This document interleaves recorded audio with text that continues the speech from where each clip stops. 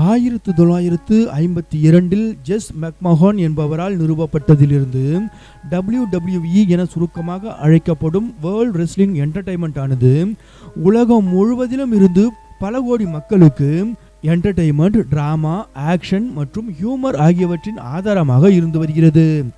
WWE போட்டிகளில் கலந்து கொண்டு சண்டையிடும் பல ரெஸ்லர்கள் தங்களது கட்டுமஸ்தான உடல் அமைப்பாலும் நுணுக்கமான சண்டையிடும் திறனாலும் எதிரிகளை துவம்சம் செய்து பெறும் தொடர் வெற்றிகளாலும் கோடிக்கணக்கான ரெஸ்லிங் ரசிகர்களின் மனதில் நீங்கா இடத்தை பெற்றுள்ளனர். அவர்களுள் ரசிகர்களால் என்றுமே மறக்க இயலாத 10 ரெஸ்லிங் வீரர்களை பற்றி இப்போது பார்ப்போம். Stone Cold Steve Austin. ஒரு ரெஸ்லராக ஸ்டோன் கோல்ட் ஸ்டீவ் ஆஸ்டினின் ஆரா அசாத்தியமானது.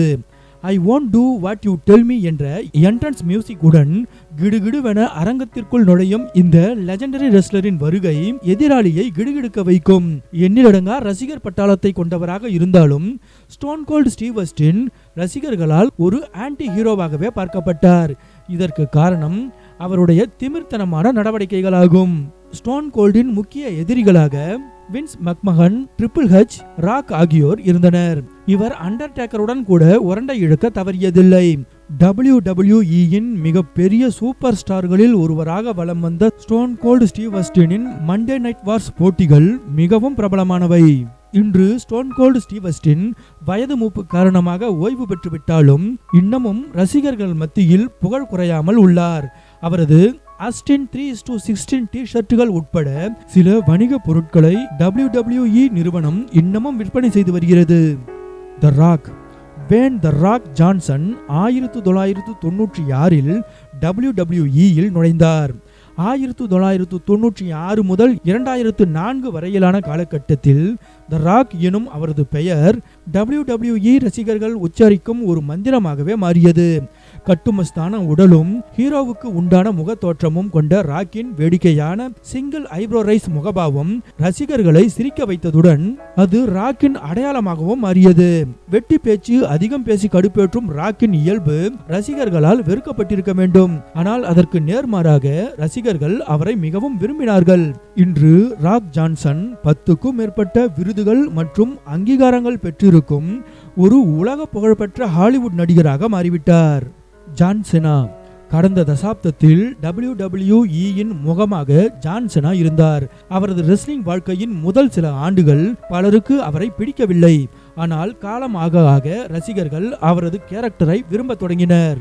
ரெஸ்லிங் ரிங்கிற்குள் செய்வது அடிதடி என்றாலும் அதிலும் ஒரு நட்பான வழிமுறையை பின்பற்றினார் ஜான் செனா. ஜான் செனாவின் Make A Wish Foundation wrestling ரிங்குக்கு வெளியேயும் அவரது புகழை உயர்த்தியது. ஜான் செனா ஒரு திறமையான ரெஸ்லர் என்பதில் எந்த சந்தேகமும் இல்லை. த அண்டர்டேக்கர். அண்டர்டேக்கரை வைத்து WWE நிறுவனம் சம்பாதித்த பணம் கொஞ்சம் நஞ்சம் அல்ல. WWE-இன் சூப்பர் ஸ்டாரான அண்டர்டேக்கரை பற்றிய பல புனை கதைகளை உருவாக்கி சிறுவர்கள் முதல் பெரியவர்கள் வரை அனைவரையும் அண்டர்டேக்கரின் அடிமையாகவே மாற்றி வைத்திருந்தது WWE. குறிப்பாக சிறுவர்கள் அண்டர்டேக்கரை செத்து செத்து பிழைப்பவர் என்றும் அவருக்கு 7 உயிர்கள் இருக்குது எனவும் நம்பினார்கள். WWE-இன் ஒரு சூப்பர் ஸ்டாராக அண்டர்டேக்கரின் ஆராவை மறக்கவே முடியாது. எதிராளியை நாக் அவுட் செய்ய ஆட்டத்தின் கடைசியாக அண்டர்டேக்கர் பயன்படுத்தும் சோக் ஸ்லாம் ரசிகர்கள் மத்தியில் மிகவும் பிரபலம். அண்டர்டேக்கரை வைத்து WWE சம்பாதித்ததை போலவே WWE-ஐ வைத்து அண்டர்டேக்கரும் நிறையவே பணம் சம்பாதித்தார். அவரது சவப்பெட்டி போட்டிகளுக்கென தனி ரசிகர் பட்டாளம் உண்டு. அண்டர்டேக்கர் திடீரென ஒரு சூப்பர் ஸ்டாராக ஆகிவிடவில்லை. 1990களில் மற்றவரை போல ஒரு சாதாரண ரெஸ்லராகவே இருந்த அண்டர்டேக்கர் தனது கடின உழைப்பு மற்றும் நீண்ட நேரம் சண்டையிடம் தனது நிலைத்தன்மை ஆகியவற்றால் புகழின் உச்சிக்கு சென்றார். Shawn Michaels. ஷான் மைக்கேல்ஸ் ரிங்கிற்குள் நுழையும் போதெல்லாம் அவரது பினிஷர் மூவான த ஸ்வீட்சின் மியூசிக்கை ரசிகர்கள் ஆவலுடன் எதிர்பார்த்தனர். இந்த ரெஸ்லிங் ஐகான் தனது ரெஸ்லிங் வாழ்க்கை முழுவதும் WWE-க்காக அசாதாரணமான பல விஷயங்களை செய்தார். அவற்றுக்காக மிஸ்டர் ரெஸ்லமானியா போன்ற பல டைட்டில்களையும் பெற்றார். ஷான் மைக்கேல்ஸ் எந்த ஒரு போட்டியானாலும் பயம் இல்லாமல் சண்டையிடக்கூடிய வீரர். Undertaker, Stone Cold Steve Austin மற்றும் வேடர் போன்ற அசாத்திய வீரர்களை கூட பகைத்து கொண்டவர்தான் ஷான் மைக்கேல்ஸ். 1990களின் போது இளமையாகவும் திமிர் பிடித்தவராகவும் இருந்த இந்த ஹார்ட் பிரேக் கிட்டின் வருகை பாடலாக செக்ஸி பாய் எனும் பாடல் ஒலிக்க ரசிகர்கள் ஆர்ப்பரிக்க ரிங்கிற்குள் நுழைந்து எதிரிகளை துவம்சம் செய்தார். 2000வது ஆண்டுகளில் இளைஞர்கள் எதிர்பார்க்கும் ஒரு புத்திசாலித்தனமான WWE வீரராக அவர் வளர்ந்தார்.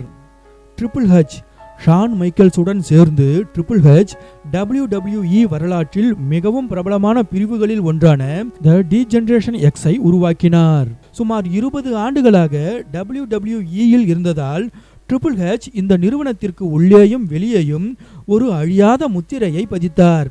ஸ்டோன் கோல்டு ஸ்டீவ் ஆஸ்டின், தி ராக் மற்றும் தேவ் பாட்டிஸ்டா போன்ற ஜாம்பவான்களுடன் சண்டையிட்டதற்காக ட்ரிபிள் ஹெச் என்றும் நினைவு கூறப்படுவார்.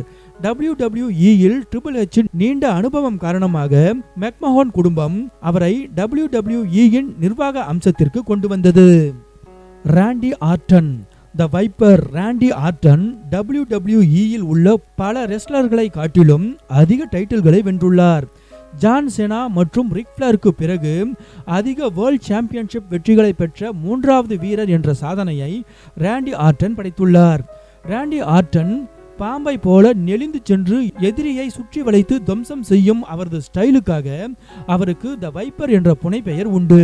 ஆக்ரோஷமாக சண்டையிடும் இந்த வைப்பர் சீட்டிங் செய்து வெற்றி பெறுவதிலும் கெட்டிக்காரர். ரிக் ஃப்ளேர் பெரும்பாலான WWE ரசிகர்கள் ரெஸ்லமானியா 24இல் இருந்து ரிக் ஃப்ளேரை நினைவில் வைத்திருப்பார்கள். ஏனென்றால் அங்கு அவர் ஷான் மைக்கேல்ஸுடன் சண்டையிட்டு ஓய்வு பெற்றார். அந்த போட்டியானது ரெஸ்லிங் ரசிகர்களால் என்றுமே மறக்க முடியாத ஒரு உணர்ச்சிகரமான WWE சண்டையில் ஒன்றாகும். WWE-யில் மிகவும் லாபகரமான வாழ்க்கையை கொண்டிருந்த ரிக் ஃப்ளேர் மிகவும் திறமையானவர் மற்றும் ஏராளமான ரசிகர்களையும் கொண்டிருந்தார். World talk team championship, WWE inter continental championship மற்றும் 2 முறை WWF வேர்ல்டு ஹெவிவெயிட் சாம்பியனாகவும் இருந்தார். பிராக் லெஸ்னர் பல ரசிகர்கள் பிராக் லெஸ்னருக்கு உண்டான அங்கீகாரத்தை வழங்காமல் போனாலும் அவர் WWE-யின் மிக சிறந்த ரெஸ்லர்களில் ஒருவர் என்பதை மறுக்க முடியாது. கடந்த 2002இல் அண்டர்டேக்கருடன் த நோ மெர்சி ஹெல் இன் எ செல் சண்டை உட்பட பல சுவாரஸ்யமான போட்டிகளில் பிராக் லெஸ்னர் வெற்றிகரமாக போராடினார். அதே ஆண்டு சம்மர் ஸ்லாமில் த ராக்குடன் சண்டையிட்டார். 2003இல் ராயல் ரம்பிளை வென்றார். ரோமன் ரெய்ன்ஸ் நீண்ட காலமாக ரோமன் ரெய்ன்ஸ் WWE-யின் சிறந்த ரெஸ்லர்களில் ஒருவராக இருந்தார். ஆனால் 2020இல் இவர் பழங்குடியின தலைவராக அறிவிக்கப்பட்ட பிறகு ரோமன் ரெய்ன்ஸின் வாழ்க்கை உயரத் தொடங்கியது. மேலும் அவர் WWE-யின் யூனிவர்சல் சாம்பியனாகவும் ஆனார். இந்த சாம்பியன்ஷிப் அவருக்கு எளிதாக கிடைத்துவிடவில்லை.